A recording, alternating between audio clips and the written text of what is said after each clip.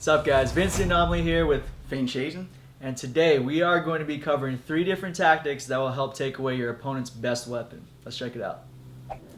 Alright, everyone's got their favorite weapon in the arsenal, right? Whether it's Hendo's H-bomb, you've got Edson Barboza's kicks, Khabib's wrestling. You know, there are single things that are like go-to moves. Whenever anyone's in danger or whether they like spamming that one single shot, everyone's got one. Yeah. Exactly. So we want to attack that shot in multiple ways. You know, most people think of sparring or fighting as, I'm going to impose my will. I'm going to do this to them with these types of strikes. Or I'm going to wrestle this guy, take him down, beat him up on the ground. I'm going to finish him on the ground. Now, let's think about sparring and fighting a different way. So rather than just being like, what am I going to do? How about we think about, what am I going to take away from this person?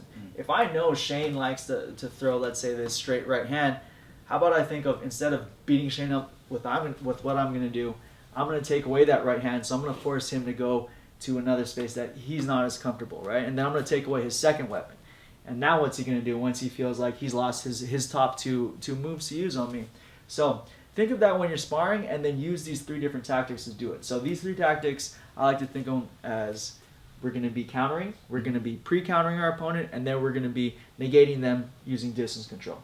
Alright, so for our first option here, which is the counter, let's say Shane's got a really nice straight right hand and he's been hitting me a lot with it. Instead of me trying to do whatever I want to do, how about I just take away that straight right hand via counters? So, Shane throws this right hand. I can counter by slipping off to the side, throwing my counter right down the middle. I can also do the same thing going to the body. I can also slip, boom, rip to the head, slip, rip to the body. Now, if I'm doing that every time Shane's throwing his right hand, he's going to start to get a little hesitant, right? He's like, man, I'm getting hit every time with this weapon, so, let me move to something else. And now what I've done is, not only have I gained an advantage, just beating him in the match, but I've also started to mess with him mentally. He's like, I'm starting to break. What am I going to do? Yeah. All right, so same thing goes for the leg kick, let's say. We got a kicker here, right? Shane likes to kick. I do like He's throwing this leg kick. If I sit down and I crunch him really hard with a straight right or even an overhand right, he's going to think twice about throwing that kick. He does it again.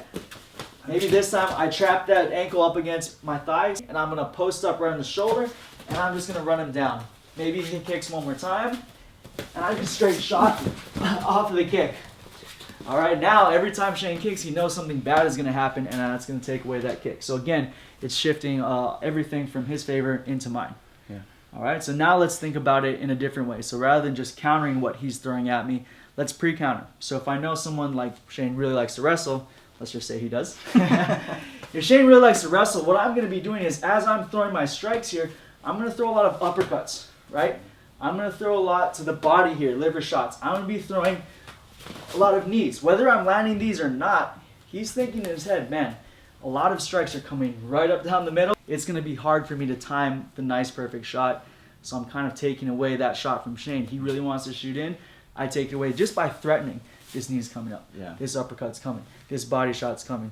So think of it almost like a pre-counter, I like to call it. That's some Sun Tzu stuff right there, guys. Yeah. And lastly here, we want to be controlling or negating what this person can do via space.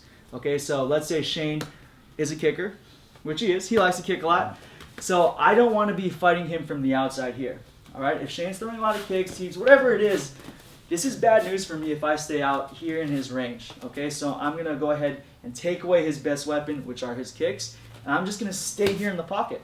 Right? I'm going to be throwing my hands, I'm going to be throwing my elbows, maybe I'm going to be clinching up, maybe I'm going to be shooting for takedowns, but what I'm not going to do is let Shane get that control and let him be kicking me from where exactly he wants to be, which is the outside here. Yeah. So Shane's kicking from the outside, I don't stay out here, I step in and I stay. Even if I'm getting hit a little bit, I'm going to stay here, initiate the clinch, and stay inside. Okay, and the same thing works the other way around, right? If Shane wants to wrestle, he wants to grapple, then I'm going to switch it up and I'm going to be throwing a lot of these kicks. I'm going to be showing a lot of long jabs, and I'm going to be moving around to make sure that Shane stays on the outside of my punches so that I can go ahead and take away what he wants to do. So try this out. It works really well when you're sparring, when you're fighting, because again, it's not all about being offensive. Sometimes you need to think of, what can I take away from this person? And that's going to help you out even more than any type of offensive move you can learn.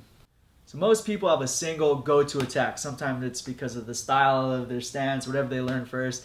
Maybe they have 2 go-tos, but once you take away that second one, they're starting to break mentally, and you're really going to take over that sparring match or that fight. Yeah, sometimes entire styles are based on 1 or 2 techniques. You take those away, they're a complete different fighter, or they're not a fighter at all. But guys, I want to challenge you. Pick any technique, right? We showed you 3. We showed you the low kick, the cross, and the takedown, and ways to counter against it, pre-counter, and negate it. Pick any technique and challenge yourself and try to come up with those 3 defenses: how to pre-counter it, how to counter it, how to negate it, and you'll just become that much better of a fighter. You get your fight IQ up, so give it a try. Until next time, be sure to follow Vince. Links in the description below for his Instagram, and subscribe to get the fight tips before your opponent does. I'm Shane. Vince Anomaly. Fight tips for the underdogs.